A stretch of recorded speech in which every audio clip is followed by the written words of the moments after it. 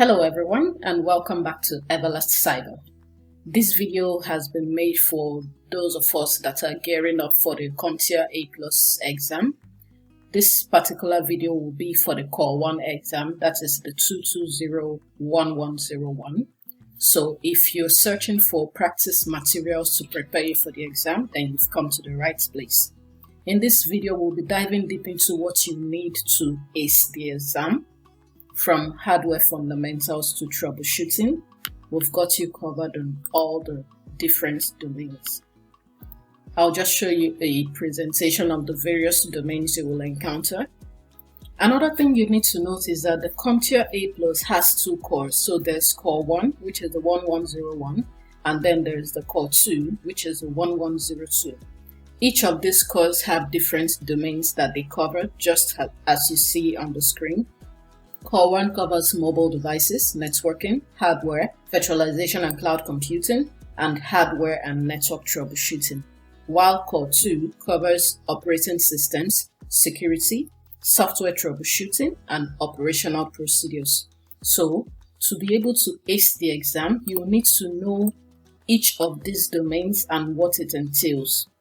In subsequent videos, I'll be doing a breakdown of each of the domains for Core 1, such as mobile devices, how to install and configure laptop hardware and components, and so on and so forth. So stick around while we go on this ride.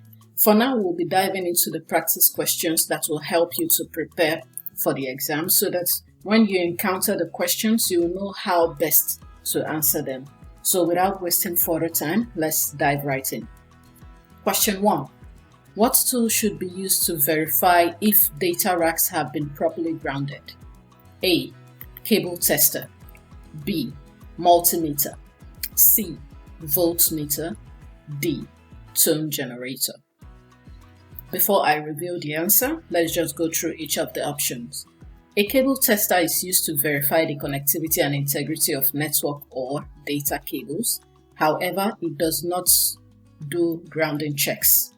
A multimeter is a general tool that can be used to measure voltage, current, and resistance.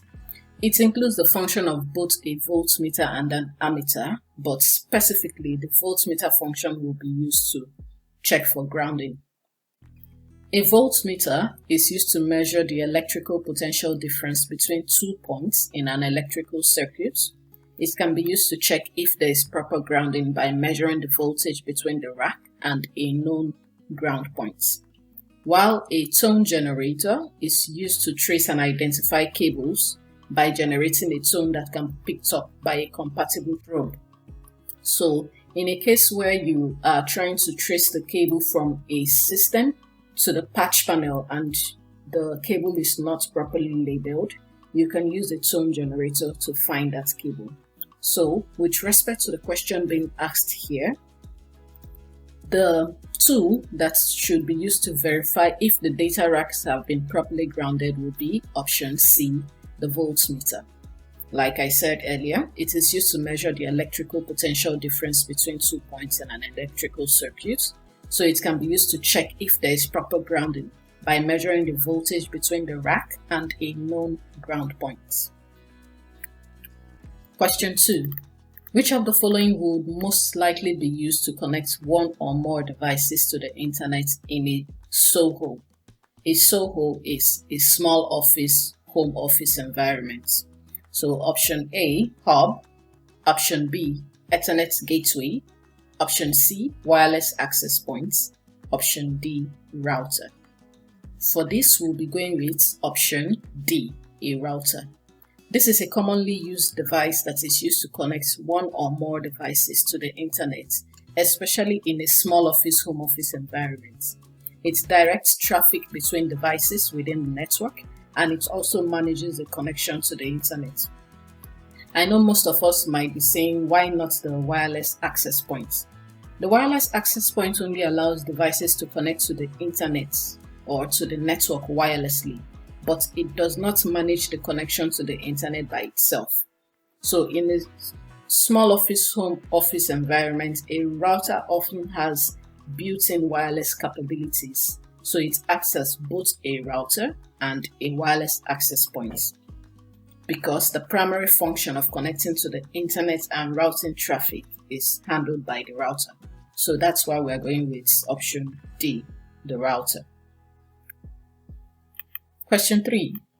Alex is tasked with having to install an additional RAM into a laptop. What kind of RAM should he use? A. SODIMM. B. DDR3. C. ECC. D. VRAM. A SODIMM is a type of RAM that is specifically designed for small form factor computers or laptops. A DDR is a type of SDRAM that is mostly used in computers, so it's mostly used in desktops, computers.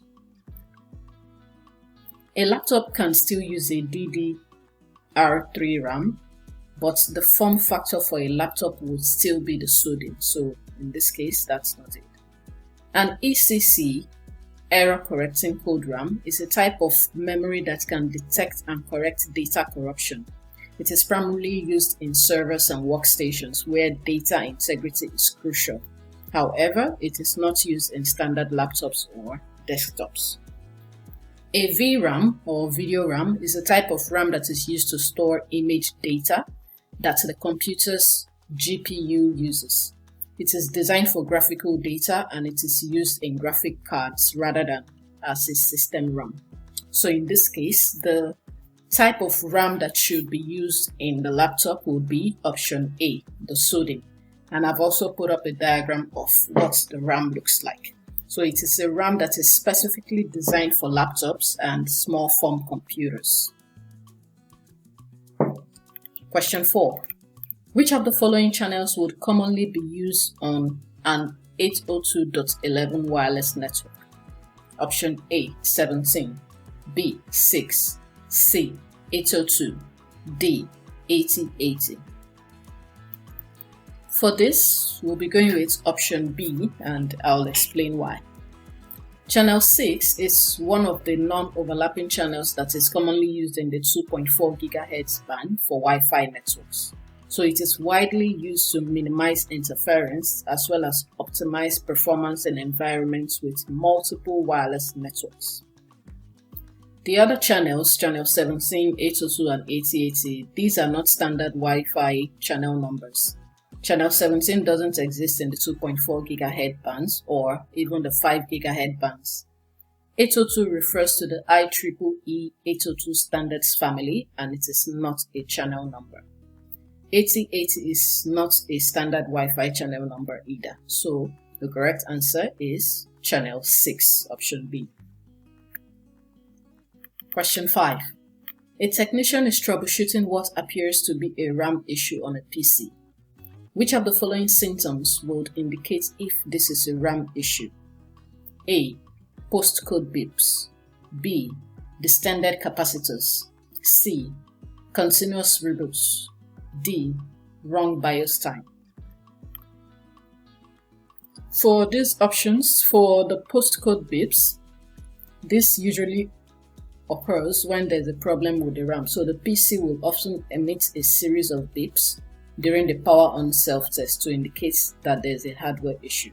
Distended capacitors could indicate an issue with the motherboard or power supply rather than with the RAM itself. Continuous reboots could also be a sign of faulty RAM. So when the system tries to load the operating system or perform operations that requires accessing memory, it may fail and cause a reboot loop. Wrong BIOS time is indicative of a failing CMOS battery rather than a RAM issue.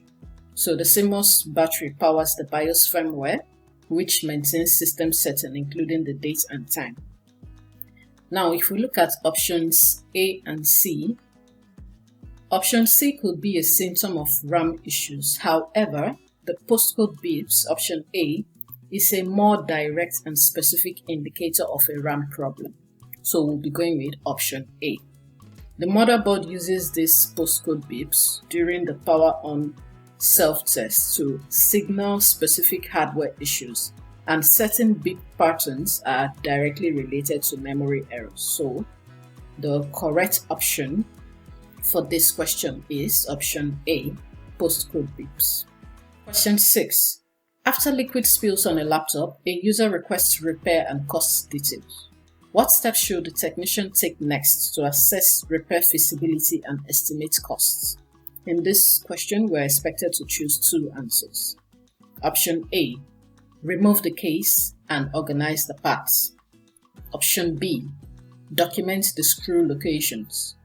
Option C, place the device in RISE for a few days. Option D, search the internet for repair tutorials. For this, we'll be going, the answer is definitely obvious. We'll be going with option A and B. Option C and D are out of it because that is not advisable. So the correct answer will be, first remove the case and organize the parts, and then document the screw location. So in this way, the technician will be able to assess the laptop for the repair feasibility and then give an estimate of the costs. Question 7. You receive a complaint about no internet connectivity from a user. After verifying the issue and ensuring it's not the PC, you find the network cable leads to a patch panel. How can you locate the user's cable at the patch panel? A, punch down to. B, toner probe. C, crimper. D, unplug the cables one by one until you locate the correct one. A punch down tool is used to connect network cables to a patch panel or surface mount box by inserting the wires into insulation displacement connectors. However, it's not used for tracing or identifying cables. A tone prober or a toner prober, it's also known as a tone generator.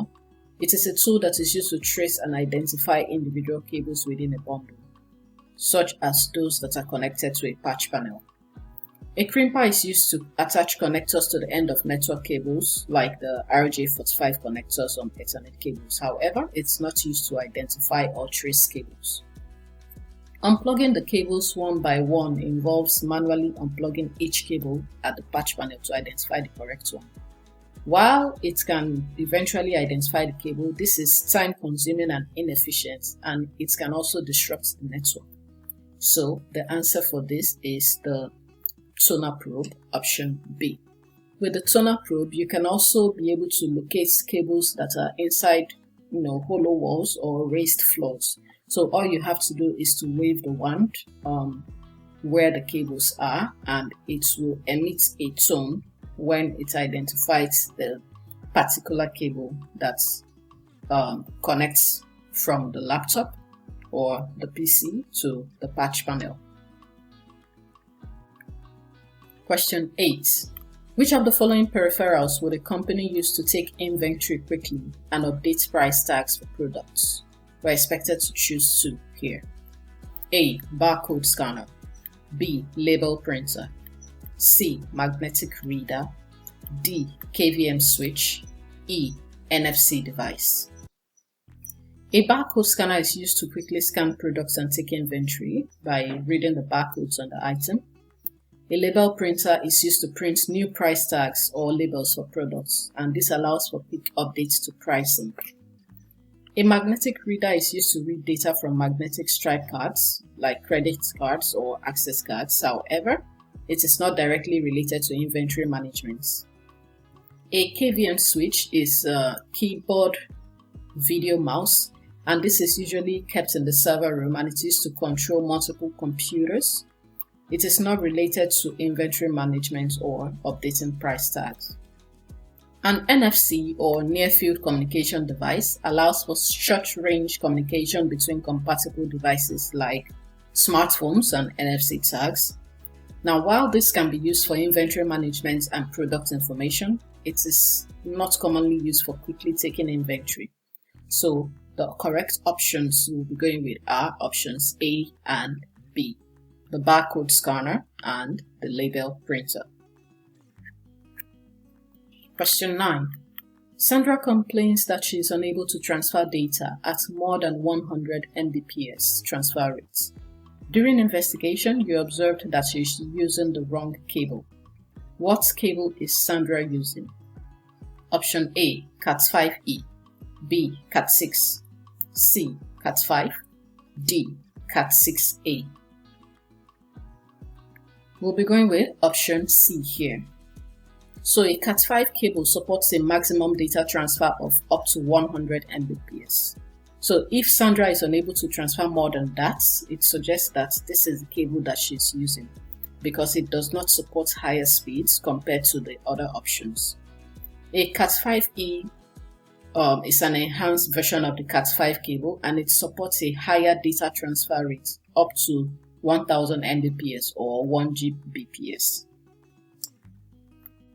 For the Cat6 and Cat6a, they also have a transfer rate of up to 10 Gbps. So in this situation or in this scenario, Sandra is likely using a Cat5 cable. That is why she's unable to transfer data at more than 100 Mbps transfer rates.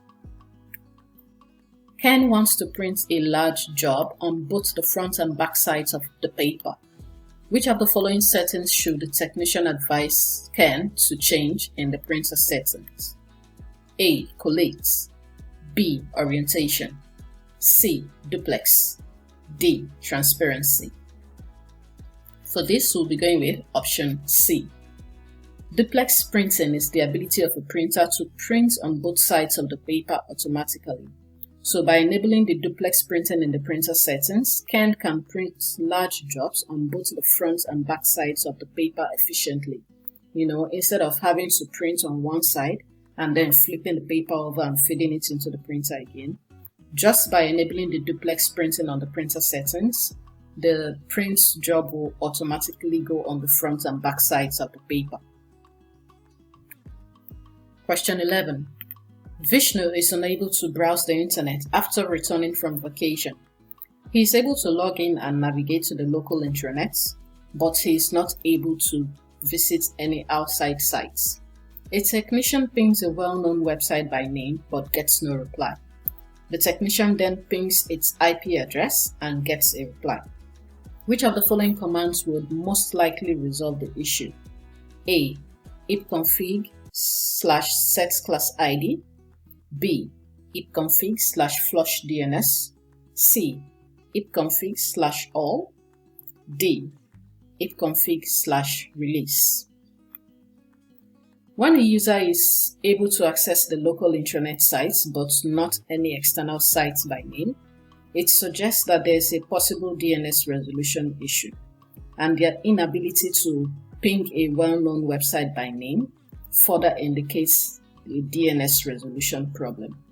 So by using option B, the ipconfig/flushdns, the user is able to clear and reset the DNS resolver cache on the user's computer. This can help to resolve the DNS-related issues where the computer may have cached incorrect or outdated DNS records for external websites. So by flushing the DNS cache, the computer will requery DNS servers to resolve domain names properly and potentially restore the user's ability to browse the internet. Question 12. After investigating a user's connectivity issues, you identify electromagnetic interference as the problem. What type of cable would be the most cost-effective solution that doesn't compromise performance? A. STP Cat6, B. UTP Cat5e, C. Multimode fiber, D. Coaxial. The STP Cat6 or shielded twisted pair, they have a shielding mechanism to protect against EMI or electromagnetic interference, and this makes them more resistant to interference compared to the unshielded twisted pair cables like the Cat5e. This choice ensures that reliable performance in environments where EMI is a concern without the higher cost associated with options like the multimode fiber or the coaxial cables. Now, in this scenario, we are looking at a solution that is cost-effective and also doesn't compromise performance. So the best option will be to go with option A, the shielded twisted pair Cat6 cables. So it's more cost effective compared to the multi-mode fiber and the coaxial, and it also has shielding to protect against EMI compared to the unshielded twisted pair Cat5e. So we're going with option A, STP Cat6. The STP Cat6, they are generally more affordable than the multi-mode fiber or the coaxial cables. So they strike a good balance between cost and performance. Question 13. Which of the following cable types should be used to connect a cable modem to a SOHO router? A. Thunderbolt. B. Coaxial. C. USB. D. Ethernet. The Thunderbolt cables are used mostly for high-speed data transfer between devices like computers or peripherals. However, they are not typically used for direct modem-to-router connections. The coaxial cable is used mostly for cable TV and broadband internet, so it connects typically from the cable wall outlets to the cable modem. However, they are not used to connect a modem directly to a router. USB cables are connecting peripheral devices like computers to other devices. So while some routers and modems may have USB ports for certain functions, they are not used as the primary connection between a modem and a router in the SOHO networking setups. So in this case, we'll be going with option D, the Ethernet cables. They are solely designed for networking purposes, providing reliable and high-speed data transmission between devices like modems, routers, and computers within a local area network. Question 4. Joel complains that his tablet cannot connect to any Wi-Fi network and he is unable to send or receive calls. What is the most likely cause? A. Battery issues. B. VPN. C. Disabled hotspots. D. Airplane mode. Battery issues could affect the tablet's overall performance, but it does not disable Wi-Fi and cellular connectivity. VPN is a software setting that secures and anonymizes internet connections, but it would not prevent the tablet from connecting to Wi-Fi networks or making calls. A disabled hotspot would only affect the tablet's ability to share its internet connection with other devices, but it does not affect its ability to connect to Wi-Fi networks or use cellular networks for calls. Airplane mode disables all wireless connectivity features on a device, including Wi-Fi and cellular networks. So in this scenario, if Joel's tablet is unable to connect to any Wi-Fi and he's unable to send or receive calls, the most likely cause will be that the tablet is in an airplane mode. So we'll be going with option D. Question 15. Which of these are fiber cable connectors? A. RJ11. B. ST, SC, and LC. C. BNC. D. RJ45. The RJ11 and RJ45 are connectors that are used with twisted pair cables like Ethernet cables, but they are not used for fiber cable connections. The BNC is a type of connector that is used with coaxial cables, but not fiber optic cables. So we'll be going with option B here. The ST, Street T, SC, subscriber connector, and LC, lucent connector, they are all types of connectors that are used with fiber optic cables. So these are the fiber cable connectors, ST, SC, and LC. Question 16. Which cloud computing concept allows for scalable services to be provided to the clients? A. Resource pooling. B. Metered service. C. On-demand. D. Rapid elasticity. Resource pooling is a cloud concept where providers pool and share computing resources among multiple clients in order to serve them efficiently. However, it does not address scalability. Metered service is a pricing model where the clients pay based on their usage of resources. However, it does not address scalability. On-demand means that a client can access cloud resources as needed without human intervention. This is related more to flexibility than to scalability. Rapid elasticity, on the other hand, is the ability of cloud services to quickly scale up or down in response to demand.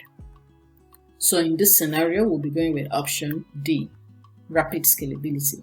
Now, this scalability allows clients to dynamically adjust their resource usage based on their needs. So during peak periods, it will automatically increase resources, and then during quieter times, it will scale down. So this is the cloud computing concept that allows for scalable services to be provided to the client. Rapid elasticity. Question 17. A technician is tasked with installing additional RAM in a desktop computer. Which of the following types of RAMs is most likely to be used? A. SODIMM, B. DDR3, C. ECC, D. VRAM. In the previous question, we've already established that the SODIMM is used for laptops or small form factor computers, so that is out of the option. A DDRAM is commonly used in desktop computers. ECC is a type of RAM that includes error detection and correction capabilities. This is mostly used in servers and workstations, but not desktop computers. VRAM is basically used for graphics processing, but it is not used for system memory in desktop computers. So the correct answer here is option B, the DDRAM. Question 18. A user complains about hearing a clicking sound whenever they open a video editing software. What should you do first? A. Replace the CPU. B. Do a system restore. C. Do a complete backup. D. Replace the graphics card. When a user complains about hearing a clicking sound when they open a video editing software, the first thing to do is to investigate the potential issues that is related to the graphics card. So a clicking sound can sometimes indicate mechanical issues like a failing fan or coil within the graphics card, and this can usually happen when the graphics card is under load, like when it's running a video editing software and it utilizes the GPU intensively. So we'll be going with option D. Issues like CPU problems, system restore, and backups are valuable in this context. However, they are less likely to address the clicking sound related to opening the video editing software. So the first thing to do will be to replace the graphics card. Question 20. Ben submitted a support ticket that states all of the printouts from a laser printer appears to have double images imposed on them. A review of past printer support tickets shows that a maintenance kit has not been installed in more than a year. Which of the following printer consumables is most likely causing the issue? A. Separation pad. B. Fuser. C. Transfer roller. D. Ink cartridge. The separation pad helps to separate sheets of paper as they feed into the printer. The fuser is responsible for bonding the toner to the paper using heat and pressure. A transfer roller transfers toner from the drum onto the paper, while an ink cartridge is used in inkjet printers but not laser printers. So in this scenario where the printouts from the laser printer appear to have double images imposed on them, and also it's noted that the maintenance kit for this printer has not been installed for more than a year, the likely problem here will be the fuser. So the fuser is responsible for bonding the toner to the paper using heat and pressure.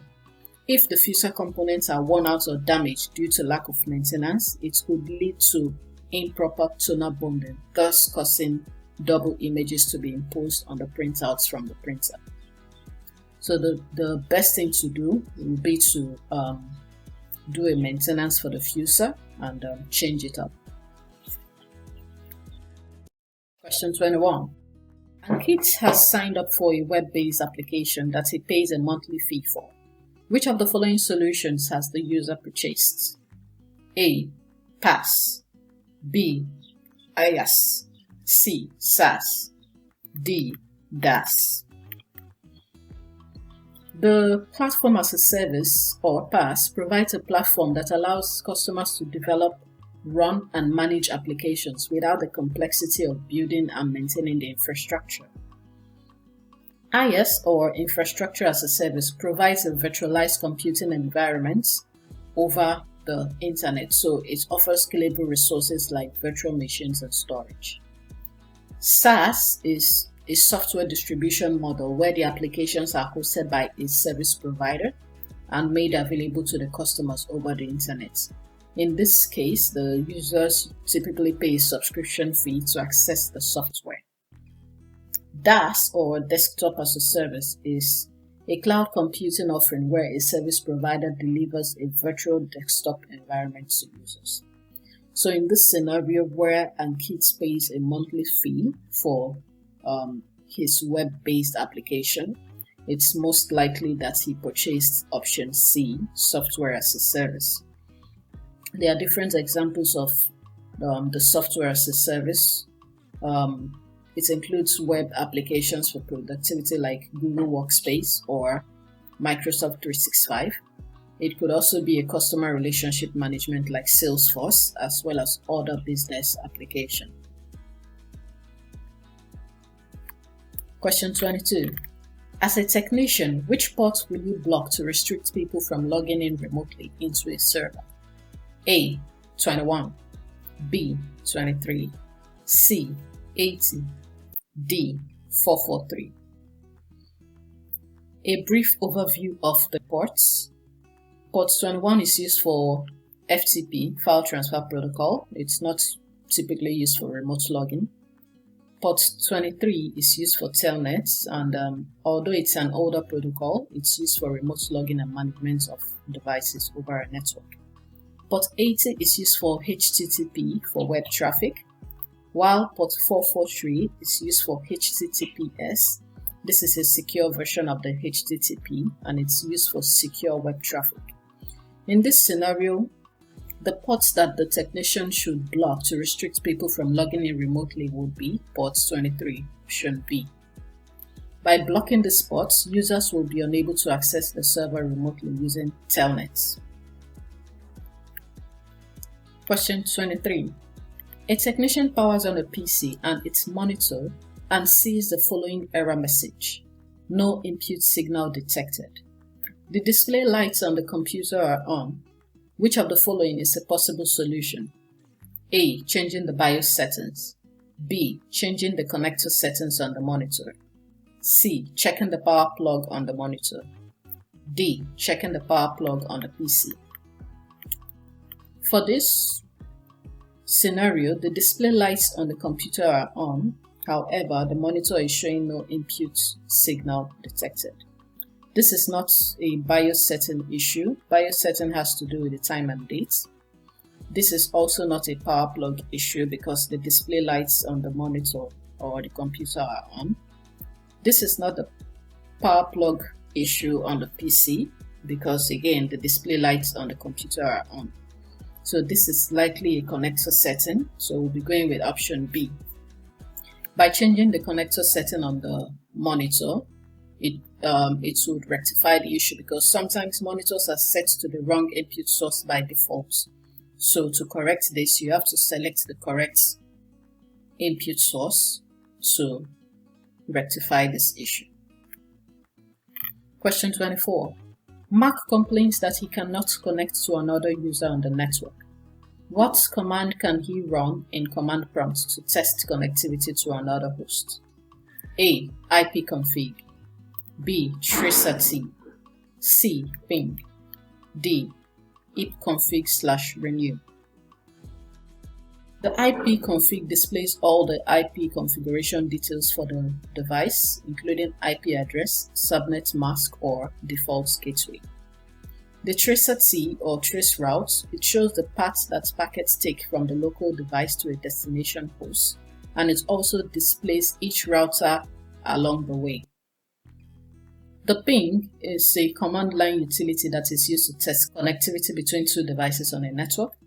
while the ipconfig/renew renews the DHCP configuration for your local device by obtaining a new IP address lease if it's connected to a DHCP server.